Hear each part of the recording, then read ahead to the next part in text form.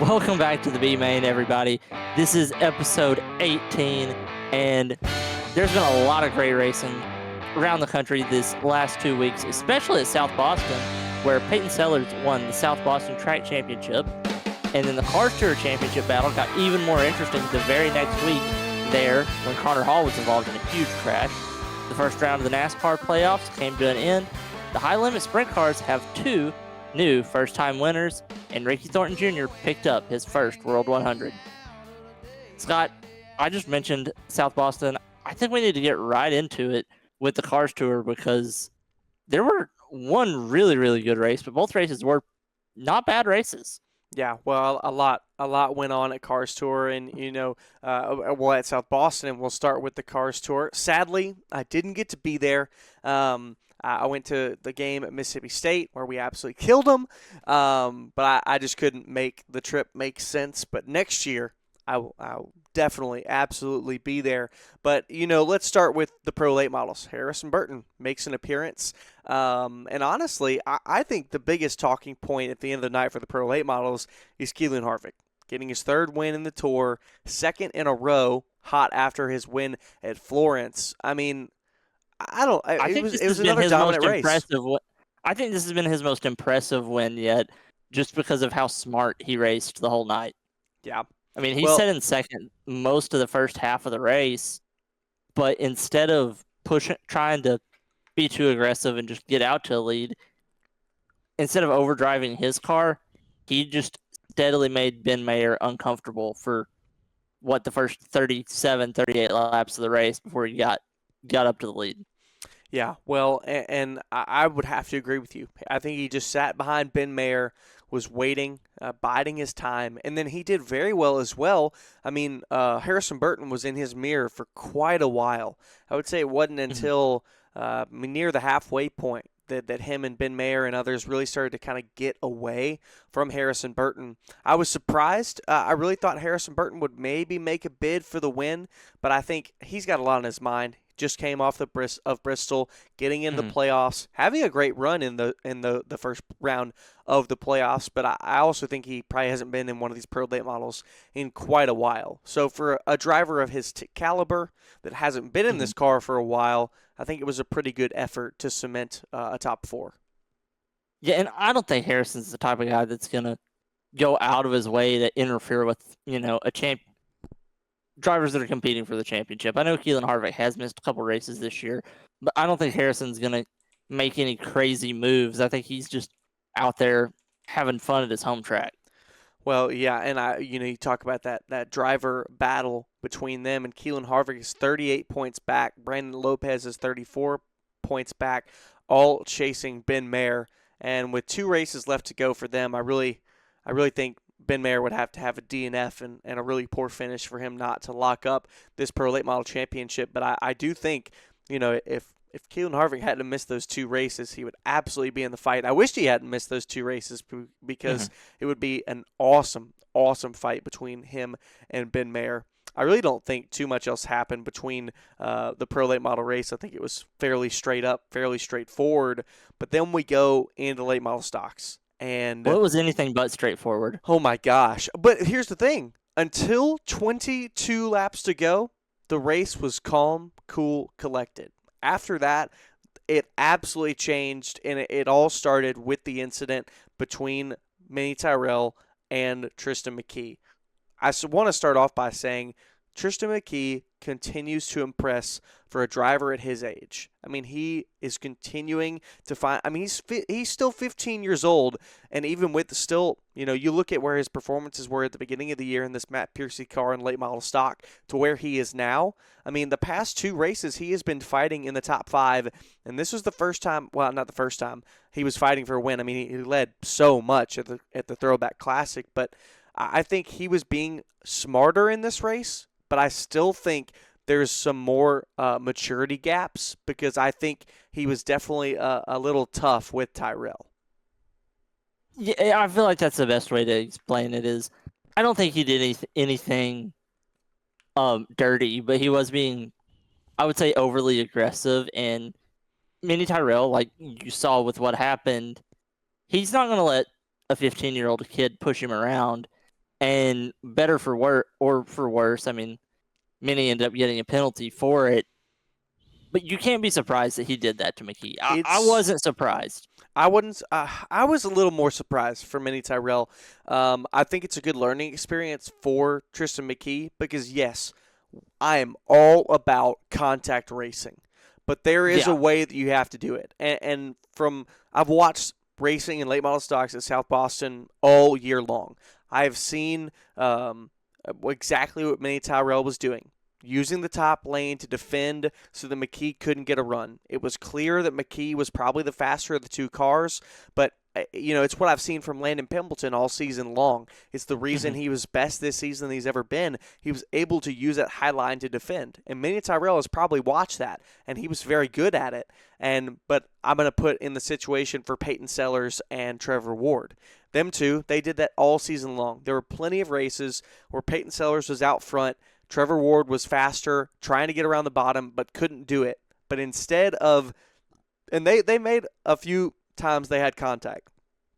Nowhere near what it looked like for the Cars Tour, but Trevor Ward was able to slowly work him over time, and I think that Tristan McKee could have been a little bit more patient, but I'm not saying he didn't not need to use the bumper. I think that was a good call, but I think it just got a little aggressive, and because of that aggressiveness, he got a little eager, and I think that's why he got the shot from Minnie Tyrell.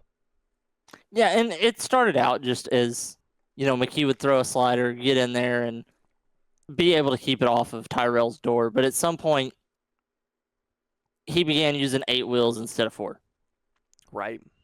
And Tyrell it was pretty intentional. I mean, I'm not going to say it was 100% intentional. I don't know, but the officials obviously thought that it was.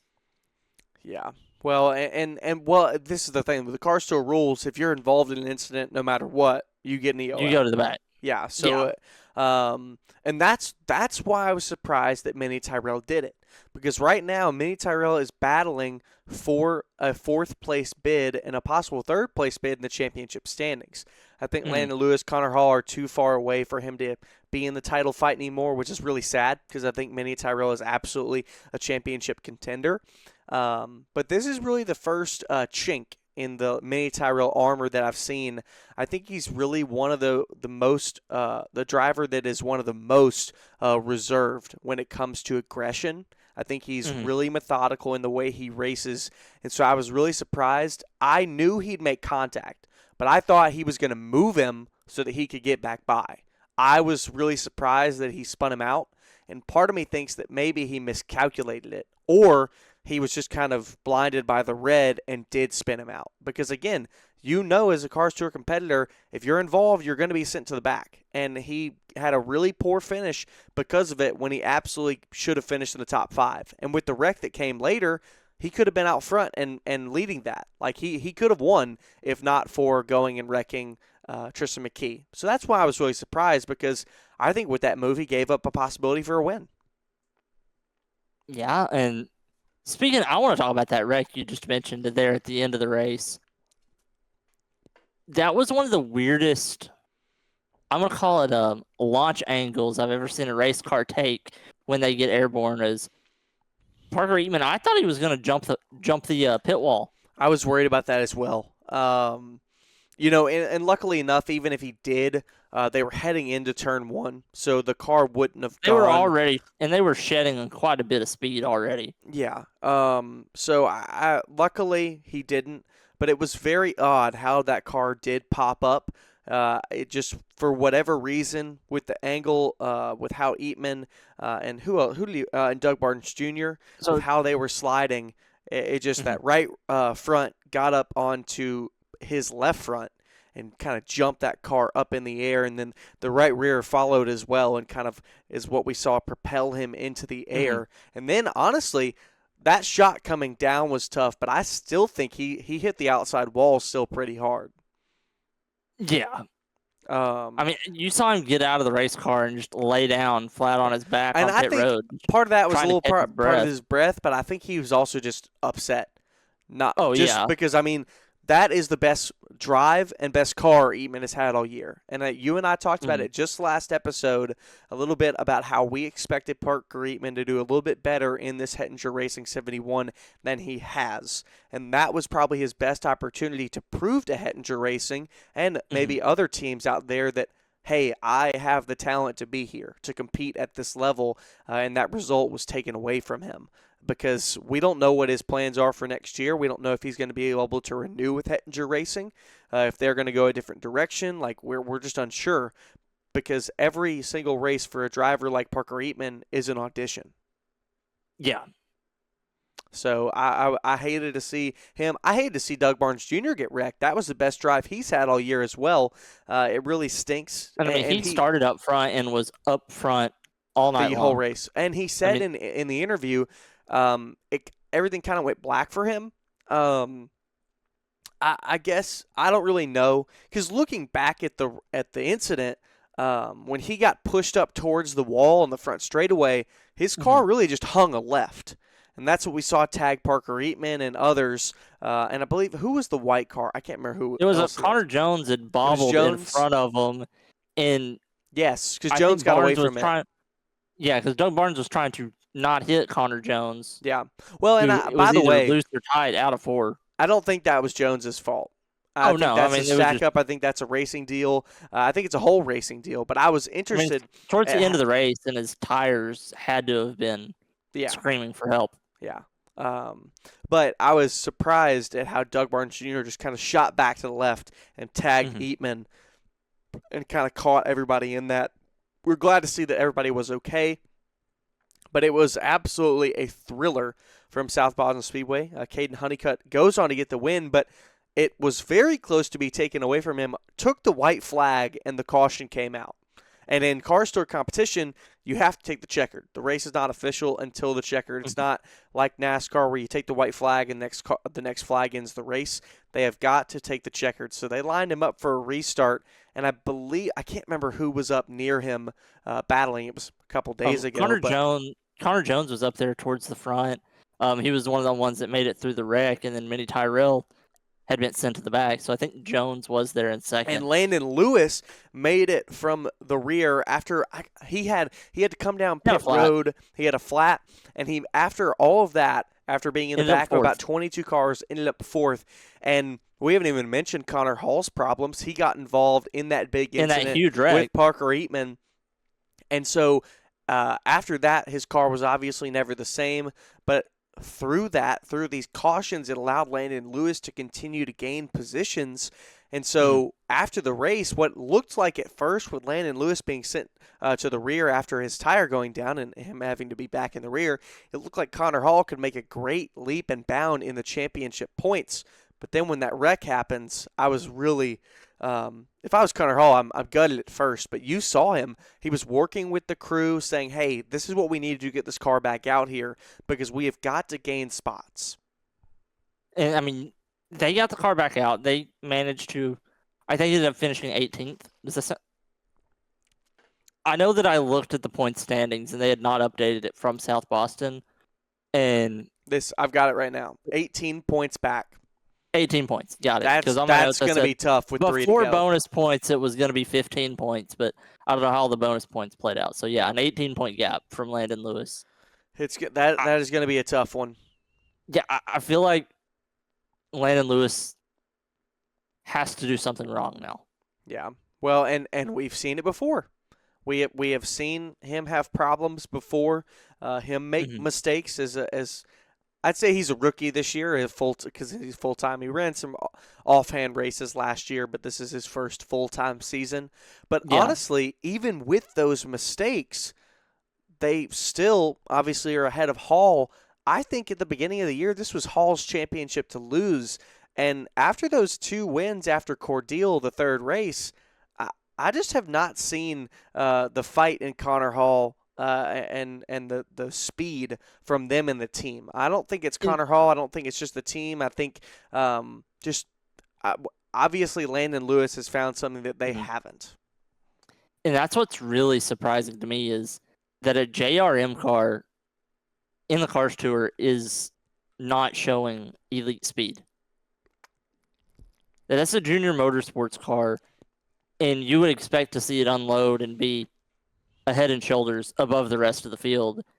And he's a top 5, top 6 car every week, but at the end of the day, he just seems like another race car there. It doesn't seem like it is how much better it should be. Very different from the past 3 years with Carson Kvapil. And I'm not saying that because I'm not trying to implicate Connor Hall in any way. We have seen what great of a driver Connor Hall is. So obviously there's something that we can't see as outside spectators within the team, with Connor, with whatever. Obviously that team, I think they work well together. I don't think it's a disagreement between driver and team. I just think for whatever reason, something isn't quite working in this back half of the season with them, because even with Landon Lewis's mistakes, he's still found a way to be in the lead. Because again, Connor Hall has not won since March. I did not realize. April. I didn't realize it had been almost 6 months since Connor Hall's won a race. Yeah. So wow. There's a chance. There's still a possibility. But it would be difficult for Hall now with this 18. Things have to fall his way. They do. So they're going to have to go out and run at Tri-County really well. I have a feeling that they're both going to be good at Tri-County. So you got to think and hope that maybe something will happen to Lewis if you're Connor Hall. But you can only worry about yourself and your team. So, yeah. But I think that really rounds us out for the late model stocks for the Cars Tour at South Boston. I thought it was a great race. Honeycutt gets on to the win, and you saw it was an emotional victory for Honeycutt. Yeah, and that's crazy that we've been talking about this race this whole time. It didn't even mention Caden Honeycutt won. Yeah. And I feel like it has been a long time since we've seen him in the Cars Tour victory lane. 3 years. Wow. So he obviously won in the Pro Late Models at North Wilkesboro this year, but it's been a while in the late model stocks running with Thomas Re-Racing. They've been paired together for quite a while, many years, and I think it's really good for Caden Honeycutt right now because he just had a great run at Bristol, got himself back up above the cut line in the playoff standings in the Craftsman Truck Series, and I think this win is going to really help him continue to build that forward momentum because I think Caden Honeycutt could be a possible bid for the Craftsman Truck Series championship. It's possible, but man, it's going to be tough. Corey Heim has to blow it. Oh, absolutely. But hey, in this new format, the last race is making it to the last race. Well, we saw it. 2022, don't forget, Carson Hocevar got into Corey Heim when he was leading, and undoubtedly, Heim probably should have been the champion. Yeah. So, speaking of championships, speaking of South Boston, you guys at South Boston had your championship weekend 2 weekends ago. I want to hear a little bit about that, and I know that you had an interesting weekend with a 24-hour plus rain delay. Yeah, it was a long rain delay. Drove up on Friday. We got there on Saturday midday, and there was a little bit of rain. We were like, okay, we can get the track dry. And then, every time we'd get the track drying, there'd be a little bit more. The thing that really hurt us on Saturday was the mist. There wasn't rainfall, but there was just a lot of mist, and it enabled us from drying the track. There was just enough saturation to where, as the track dryers would go around, what they had just dried would repopulate with water, and so we had to call it off, move it to Sunday. Luckily, we just moved it to Sunday. We were in a very difficult position with the Cars Tour being the following weekend of that race, and then there being an off weekend kind of, and then that next weekend is Martinsville race. No one's going to come back for a race a week before Martinsville. So we were like, we have got to get this in. So we moved it to Sunday. We moved it for an afternoon race on Sunday, so Championship Sunday. We get there. There's a little bit of rain. We start drying the track. It's going good. Set for a 3 p.m. start. Track gets dry. We pull it off. We start some practice. Boom. 5-minute shower comes through. Rain begins again. Another 2 hours. We start drying the track. We start pre-race. This is about 4:30. Boom. Rain. It starts raining during the national anthem. And at this point, we're getting a little concerned, but we're looking at the radar. There's no more rain for the rest of the night. And so we finally start drying the track one more time, and it gets to about 7 o'clock, 24 hours from our slated start time, and we start the racing at 6:30. Championship night went very well. Obviously, we would have loved for it to have been Saturday. We would have had a lot more coverage. But, I mean, let's obviously talk about the late model stocks. It was a tie coming in for Peyton Sellers and Trevor Ward, and I got to talk to both of the drivers about the rain, about the changes, because it was going to be a very different race from what they imagined this was an absolutely green racetrack. We had a great car count for the rain. We would have had an even better car count if it wasn't for the rain. And I attribute part of that to our championship loyalty bonus powered by Hitachi Energy and Empower Broadband. As that comes in next year, Andrew Grady is already saying that he's going to race with us full-time. We got some other competitors that aren't with us full-time this year that are considering it for next year because it's $20,000 to win. But so obviously that comes into consideration. But when we got into the race, I mean, Peyton Sellers got the pole. It was his 6th pole of the season, and he led from flag to flag. I mean, at first, Trevor Ward was right there with him, but slowly he started to fall back farther and farther. And for a little bit, I thought he might be keeping heat out of his tires, waiting for a little bit, because we've seen many races where he's been right there, works on him, and then finally gets him towards the end of the race. But this was not the case. Just Peyton Sellers and HC Sellers, they absolutely hit the nail on the head and led every lap. Yeah, I was about to say, I remember watching. I feel like he did lead every lap. He did. 622 laps led, which is more than double, almost triple his laps led from 2024. And it made him an 8-time champion, breaking the tie with David Blankenship, which is the most in South Boston Speedway history. So if you never heard the name Peyton Sellers, A, I'd be surprised, but B, you're going to be hearing it because it was a historic night.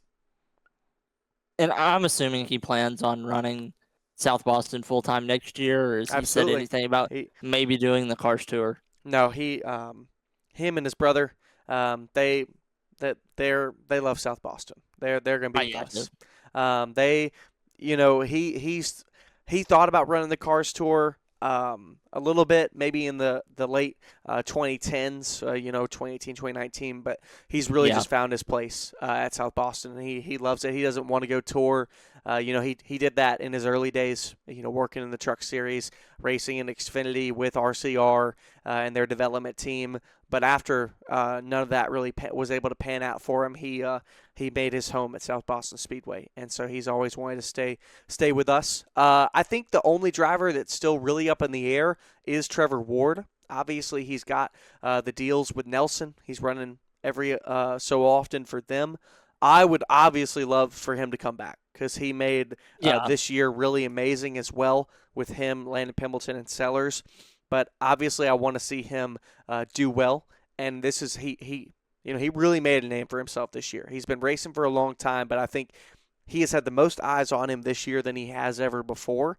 And you obviously have to take opportunities where they come. So I would love for him to run another full-time season, but I know that if he gets an opportunity to maybe race in the Cars Tour or ARCA or or anything like that he's going to absolutely do it. So, but I mean, there's no reason to not take those opportunities. Oh, absolutely. And look, I thought that was going to be my last night of the season for commentating at South Boston, but we got the call to do the Crush 250 on November 8th.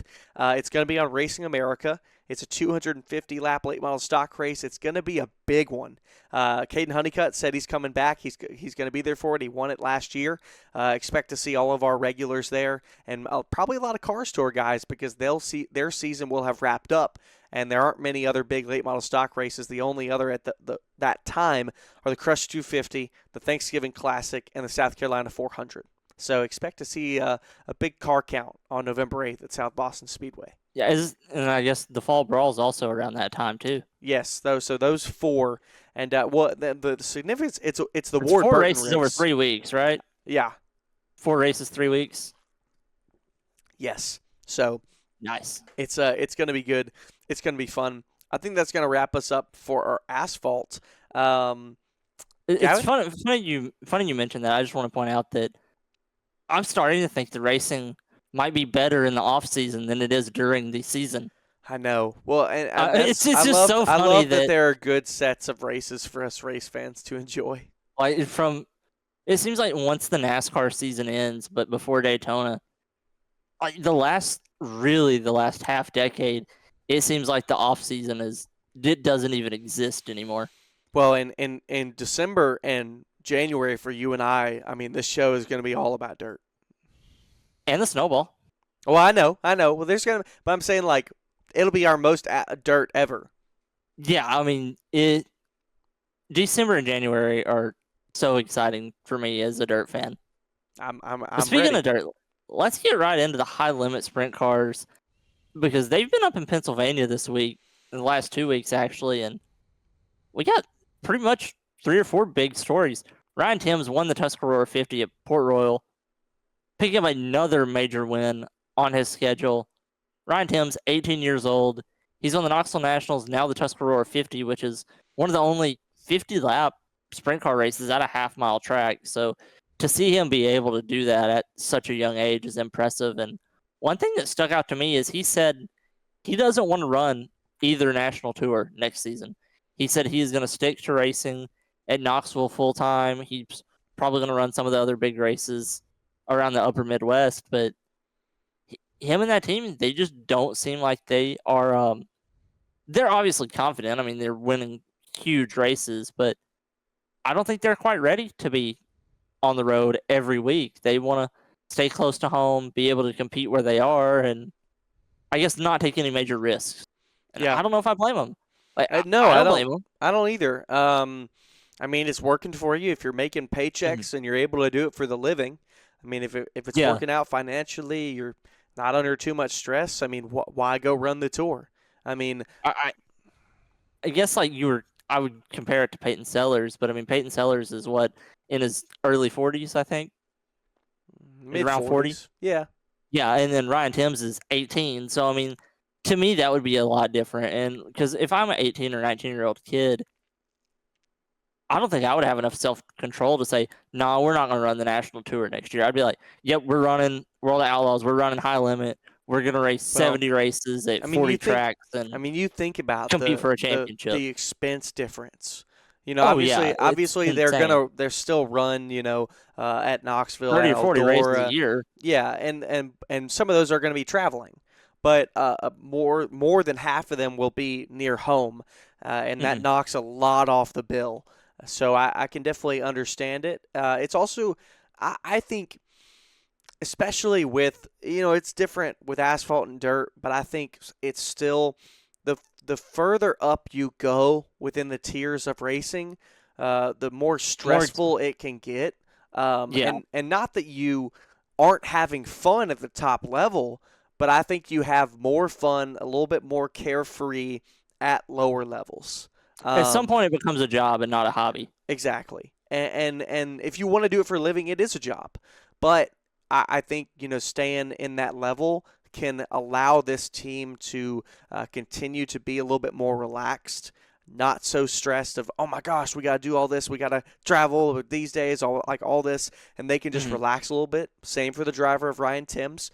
He knows Knoxville. He doesn't have to, you go to all these different tracks in the touring series, you got to be doing a lot of work to be preparing for those races and the differences of the surfaces, the difference of the type of track, whether it's an egg, whether it's a little bull ring, whether, all the different things about different dirt tracks around the country. But when you stay at Knoxville primarily, you run that place every week. You know that place.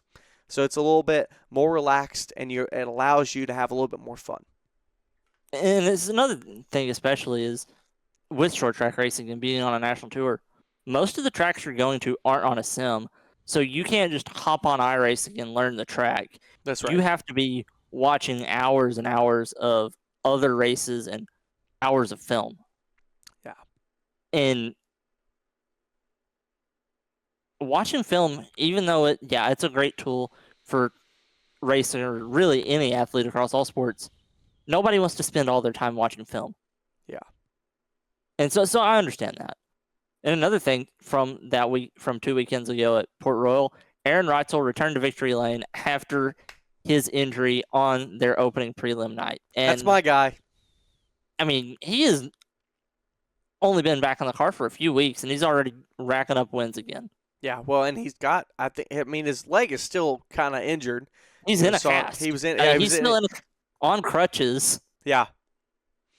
Hey, celebrating in victory lane. But that's my guy. Already back in victory lane. Glad to see him back in and getting able to run everything. Already getting into some skirmishes too. Oh, I know. I mean, let's talk about Lernerville. Talk about it. I don't think it was that big of a deal. It was at the 2-night show at Lernerville. It was in the heat race. Everybody dives off into turn 1.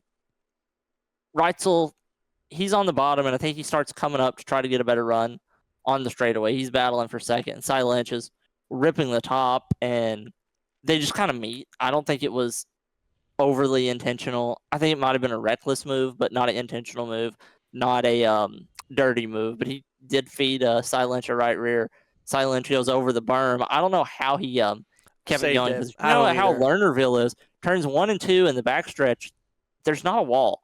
It's just a berm, and it's a pretty big drop-off. Well, he's lucky that there wasn't a wall.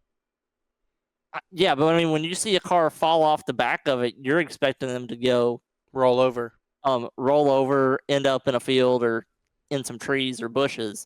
And no, he just keeps it going and back up over the berm, but on the front stretch after they threw the caution, he a little bit of retaliation, which is not something you see a lot of in sprint car racing or really any open wheel racing. You don't see a whole lot of bumping and banging under caution or just driving through someone. And that was quite an interesting move. He slid his right rear over Reitzel's left front, and Reitzel's lucky he didn't break anything, but you know, he did get DQ'd from that heat race for that incident coming back on the front stretch.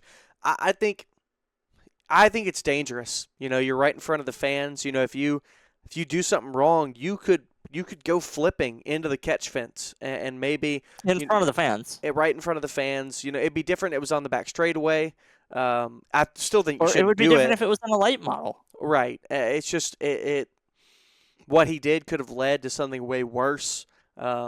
You know, all this other stuff. I think it was just a bit of an overreaction. I think we see a lot of times, you know, drivers when they get not injured, when their cars get wrecked, but are still able to continue.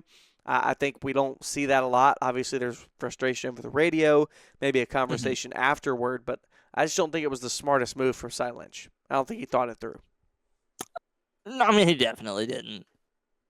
And it's one of those things that it's not the end of the world, and it's not a I think, you know, DQing him, send him to the back of the B main later on the night. I think that's fine. I don't think there needs to be any future, you know, financial penalties or anything. But just a, hey, dude, what the heck are you doing?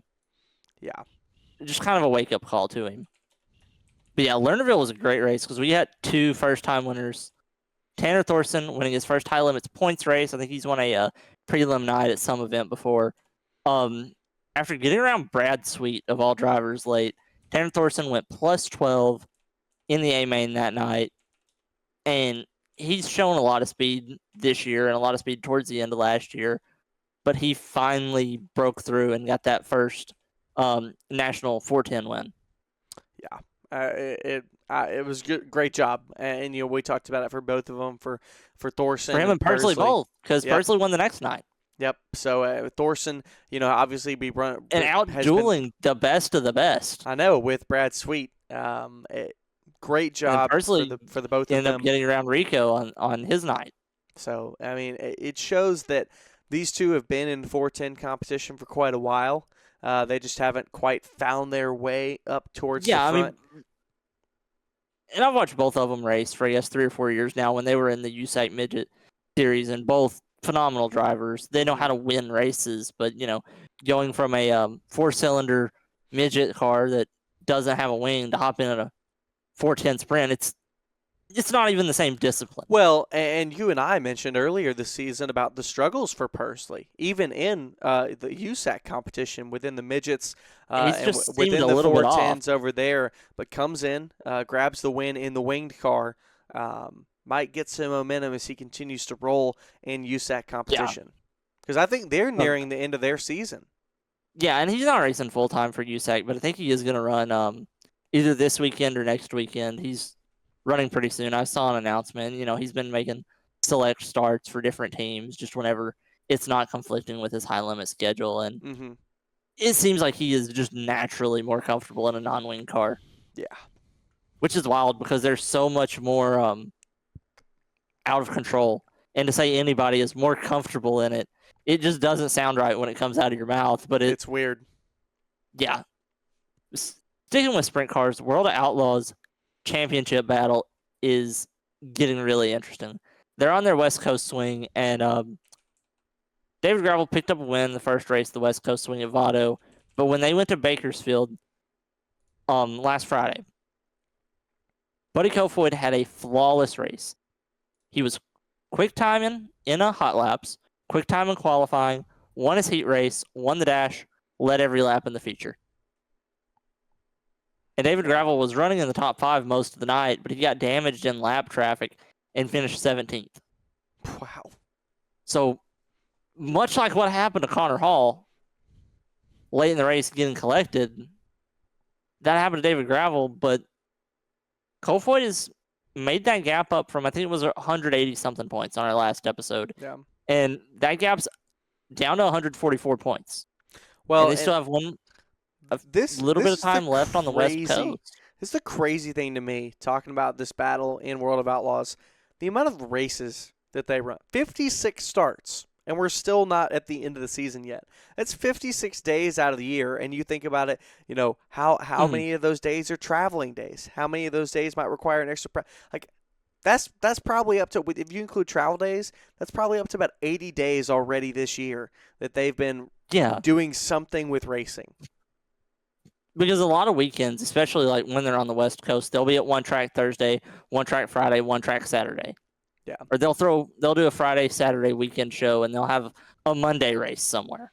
So people wonder, how are these drivers able to make a living doing sprint car racing? You see the purses, but this is another thing. They are racing a lot. Yeah. So, but the hey, last little, I'd love for Kofoid to come up and this battle to get even closer. And I am really interested to see if Kofoid can pull off a comeback here and win this championship. If that opens the door with Toyota to get him some NASCAR starts again.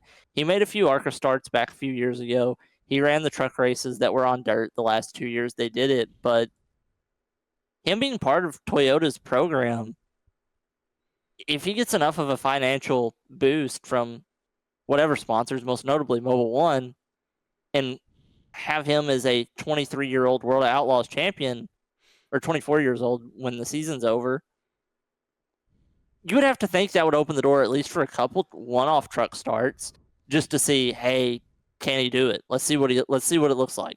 Yeah, I just think that would be fun to see. Yeah, no, I think it'd be really cool. Dirt late models are the last little thing in dirt. And a huge race, but really nothing crazy came out of it. The World 100, solid racing for the first half of the race, but nothing crazy happened. But Ricky Thornton Jr. got the lead, and then he was gone. I mean, that's really the whole story to the World 100. Yeah. Well, and hey, by the way, love that green paint scheme. I wish we could see that more, because I'm sorry, I like that way more than the orange scheme. That's my favorite things about the two major races at Eldora, the Dirt Dream and the World 100. All the unique paint schemes everybody runs. Yeah. Well, and the only... How about Bobby Pierce's pink car? I was going to say, I was just about to mention Bobby Pierce as well. His paint scheme, yes. But I was surprised that he didn't play more of a factor in the race. Yeah, I mean, I think I looked up at the end of the race and he was in the top 10, but it just seemed like he was... like 7th all night. But I mean, it just seemed like he started mid to the back of the pack and slowly picked off one or two cars. He did not transfer through in his heats. Yeah, he just never was a factor. Yeah, which is surprising because he ran second in the Dirt Late Model Mhm. Dream pretty much the whole race and was fighting for the win. Yeah, I mean, he was really the only car at the Dirt Dream that had anything for Jonathan Davenport. It's just Davenport, was so far out front. Yeah. I was just surprised. And, Jonathan Davenport was looking for another crown win this year because JD has really, really been on fire with the special events as well as the Lucas Oil Late models because that fight is right there between those two drivers. Mhm. I'm looking it up right now. I mean, I would say JD is one of the two best drivers for 2025 in all of short track racing. I think if you really had to come down and make an argument of who is the best short track driver in the country right now, you would either have to say Jonathan Davenport or Cole Butcher. Yeah. And I just feel like the two of them are just above. I mean, look at this. Look at this. JD and Ricky Thornton Jr. are 40 points apart. The next closest driver, which is Devin Moran, 465 points back. That's ridiculous. Like it's crazy. Is O'Neill fourth? I guess O'Neill's fourth. Brandon Shepard is fifth. Gotcha. So, but yeah, the two of them have just been.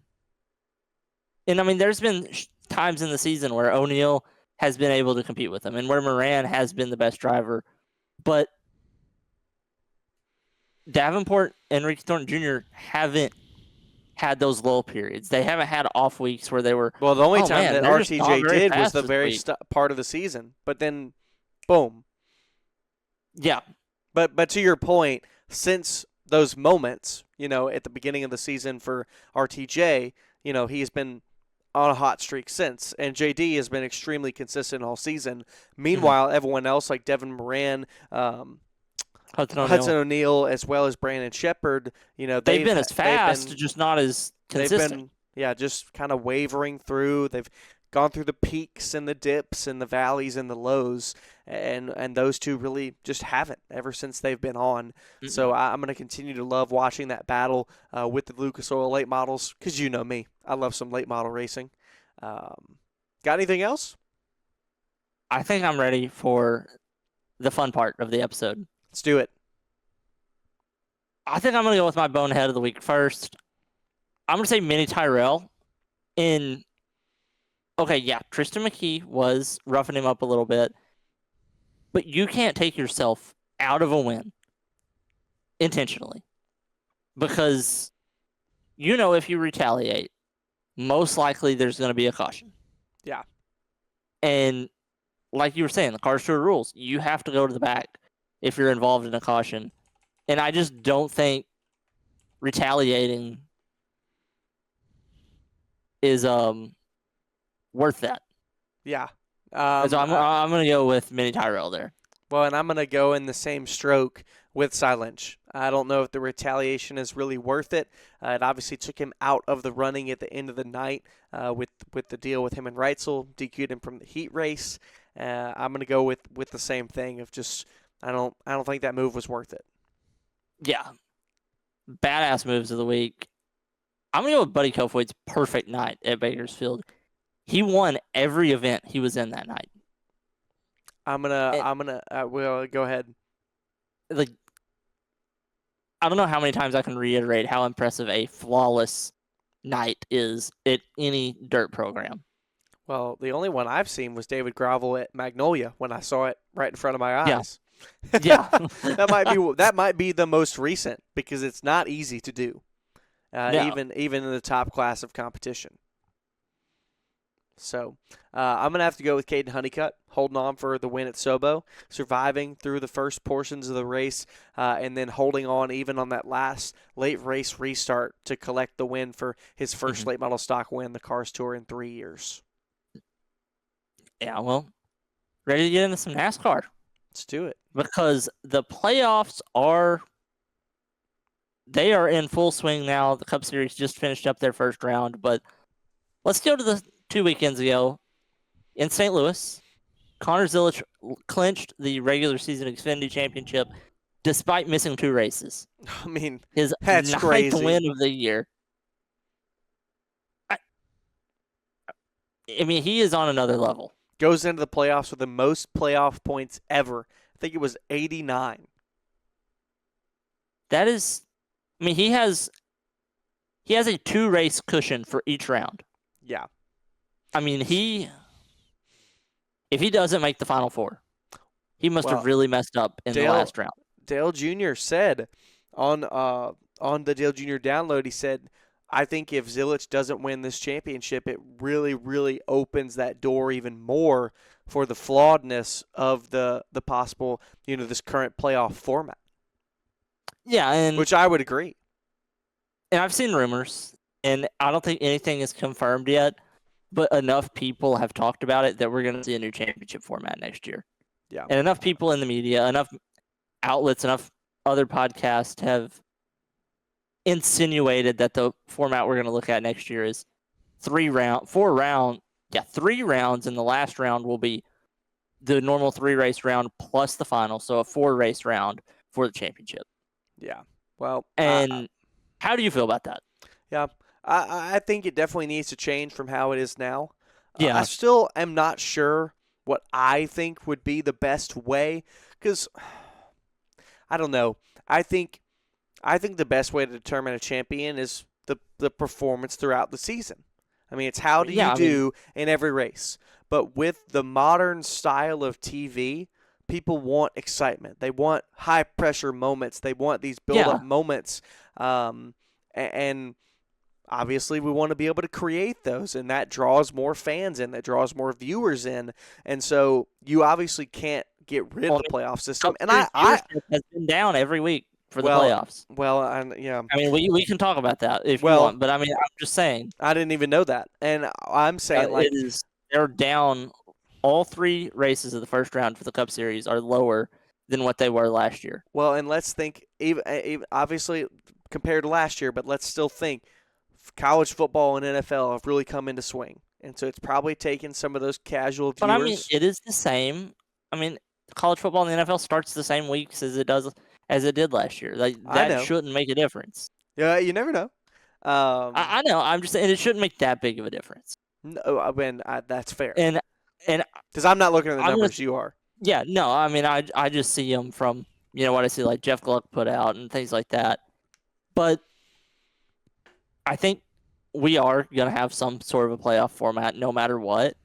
And whether that is because the fans want it, because the TV network wants it, or because NASCAR or the drivers want it, it doesn't matter who wants it. It just matters that it's what we have. Yeah.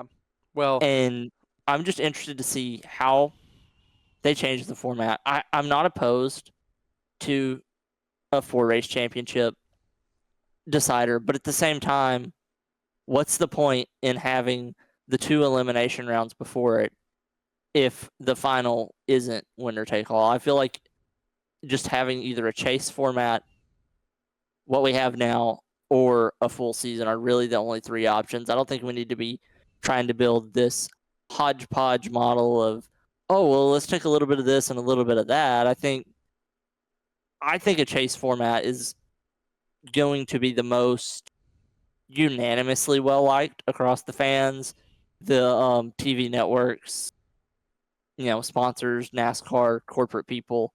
I think a chase format would be the, easiest way to make a majority of the people happy. Yeah, I think... And I would be happy with that. I enjoy the chase.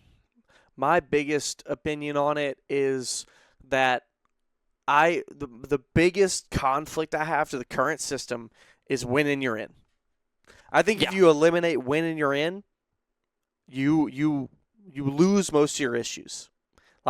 Because and you think about you could even say for Joey, I wonder how he would have stacked up this year with only the 1 win earlier on. How would he have stacked up against the rest? And then obviously you have guys like Austin Dillon and those, think last year to Harrison Burton, Josh Berry, Shane Van Gisbergen. Well, and he won 4. I bet he'd probably be in after winning 4. That'd be close, though, with his regular season performance. I think his point standing, he was like 25th. Okay. Well, with 4 wins, which is insane. I know. Well, and so to say all that, I think just taking out the win you're in eliminates a lot of your problems, because Yeah. then the drivers who have consistently put up great finishes and possible wins in those first 26 races are the 16 that move on.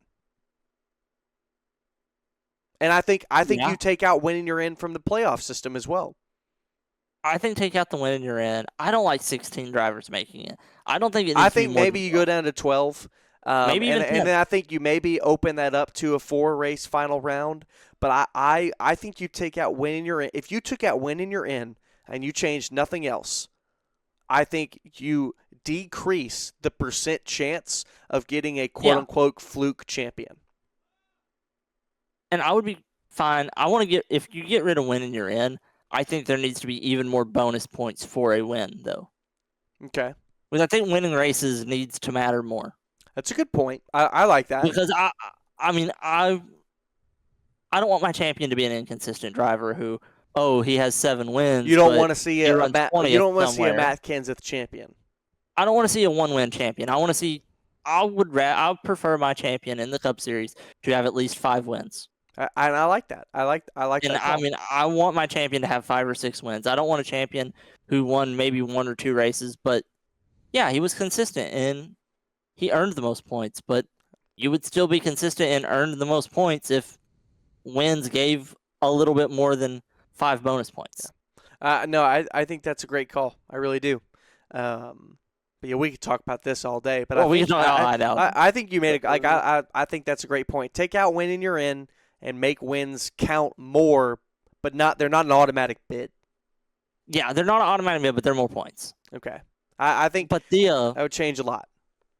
Yeah, but St. Louis was a pretty tame race for the Cup Series. I think so, too. Larson led early. Toyota swept the stages, and Hamlin ended up winning the race. On my notes, I put Briscoe, but I think he won one of the stages and not the race. He won Darlington. Yeah, he won Darlington. But I know that Toyota swept both stages and won the race with 3 different drivers. Yeah, Hamlin won at St. Louis. And, I mean, it was a pretty standard race. It was. Bristol, though. Bristol was fun. Not standard. We start with ARCA. Brent Cruz led every lap like he's supposed to. He's in a Gibbs car. He's supposed to lead every lap. Yeah. Brendan Queen, I think, finished 4th or 5th, which was a little bit out of character for him, but nothing crazy. 3rd, I think. Yeah, Tristan McKee was up towards the front. I think he got 2nd. Isaac Kitzmiller won the ARCA East Championship. He didn't lead a lap all year. Well, and people have questioned ARCA East and ARCA West. Oh, I mean, it's ARCA East and ARCA West. I'm not going to complain too much about it. Exactly. But I don't think they need to be, the ARCA East and West Championships don't matter because there's only 4 cars that run every race. And if you just finish 6th or 7th every race, you're the champion. I don't think we need to be focusing on, I just think NASCAR needs to find a way to get car counts up. Yeah. Which I don't know how they do that with. I don't either. I mean, car counts are a struggle. I think you probably have to find a way to put more money into the ARCA series. Find a way to put more money in it and lower the cost to operate a team. But I think there's also just obviously all 4 national NASCAR series, it's the one that is probably thought about the least. And I mean, there aren't as many concerns with fixing errors. Yeah. So, but yeah, Brent Cruz. I mean, him and Brendan Queen. I mean, they are the absolute standouts that I think should both be in the Truck Series next year. And I think it sounds like. Well, I think Cruz is. I don't think he's old enough to run full time in trucks next year. I think he turns. You're 17. Right. I think he turns won't 18, be 18 until mid-season. Yeah. Well, but for Brendan Queen, I think he's going to one of those Dodge trucks. I have heard so many different rumors about the Dodge truck that I don't know what to believe anymore. Well, because he just ran with Colin in the Xfinity Series. I've seen I know that, but I mean, you should see the crazy names people bring up on Twitter. I mean, I've seen Haley Deegan linked to that ride, so I don't know what to even think. I mean, but yeah, Brendan Quinn should be one of the main drivers for Colin in trucks. So, But speaking of trucks, obviously making their truck debut was Trayton Lapsevich and Cole Butcher. I really wanted Cole Butcher to do a little better. I think that's a team that doesn't run regularly. I don't even know how Lapsevich did. I mean, okay, I think. Yeah, I think it was decent. I think it was one of those things that it was neither of them were in great equipment, so they just got out there and did the best that they could do.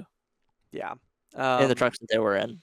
I think we saw a lot of shuffling. Obviously, we saw big problems for Chandler Smith, as well as one other driver that had.